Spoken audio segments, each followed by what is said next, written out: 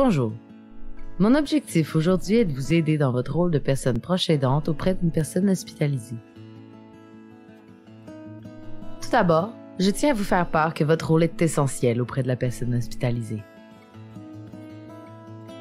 Tout au long du séjour de votre proche à l'hôpital, vous pourrez collaborer avec l'équipe de soins.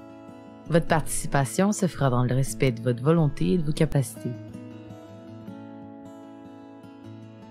Voyons maintenant ce que je vous conseille de faire dès votre première visite. Suite à l'admission de votre proche, rendez-vous à l'accueil du poste infirmier et présentez-vous en tant que personne proche aidante.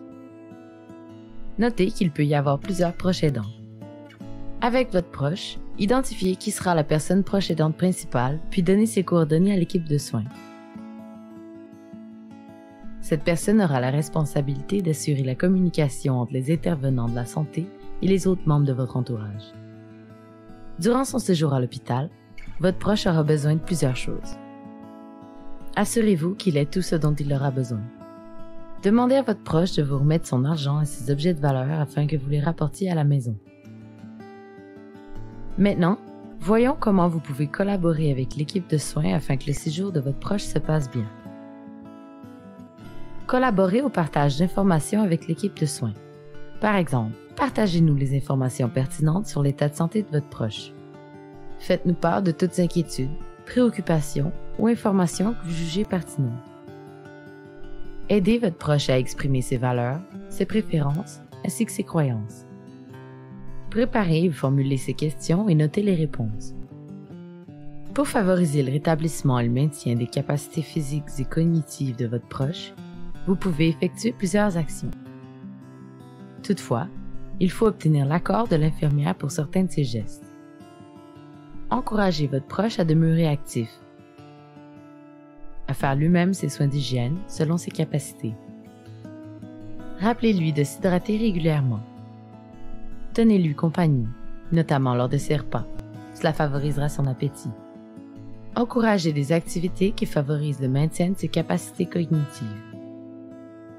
Apportez-lui des choses qu'il aime. Vous pouvez également vous impliquer dans des gestes et soins du quotidien, si vous en avez la volonté et les capacités. En tout temps, assurez-vous d'avoir l'accord de l'infirmière avant de poser un geste. Selon la condition de votre proche, elle pourra vous indiquer ce qu'il est possible de faire. Lors de chacune de vos visites, respectez les consignes de prévention et de contrôle des infections en tout temps, afin de protéger votre proche ainsi que vous-même.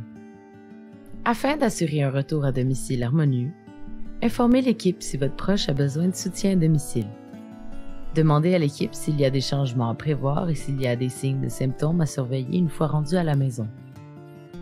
Au moment où votre proche obtiendra son congé, aidez-le à libérer la chambre rapidement.